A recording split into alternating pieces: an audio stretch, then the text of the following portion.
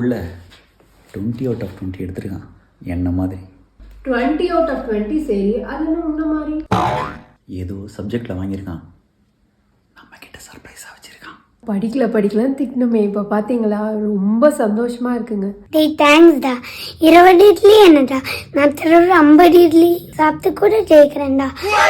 சாம்பாரில் இந்த நெய்யும் கொத்தமல்லியும், ஓ மை காட், 100 கூட சாப்பிடுவேன்டா. செல்லக்குட்டி, என்னடி சொல்லவே இல்லை?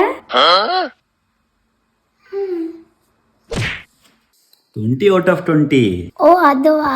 இல்லை சொன்னா நீங்கள் எப்படி எடுத்துப்பீங்க தெரில, அதுதான் இதில் போய் 20/20ன்னு.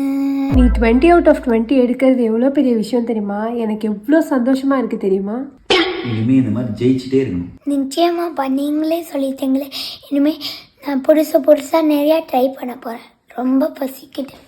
சூப்பர்டா, அந்த பசி இருக்கணும், அப்பதான் சாதிக்க முடியும். ஓகேம்மா. அவன் என்னை போலவே இருப்பான். சொல்லுங்க டீச்சர். டீச்சரா? ஆல்ரெடி நிறைய விஷஸ் வந்துட்டு இருக்கு. Thank you teacher.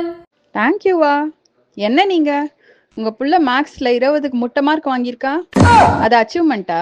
சொல்லி இம்ப்ரூவ் பண்ற வழியை பாருங்க. என்னடா இது? அப்ப 20க்கு 20 எதுல? இட்லி சாப்பிட்ற போட்டியில். இட்லியா?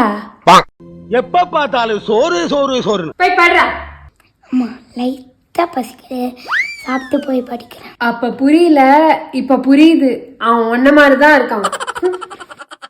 அப்பா கிட்ட ஏதாவது சொல்லணுமாப்பா? ரொம்ப பசிக்குது, அப்புறம் வந்து பேசிக்கிறேன்.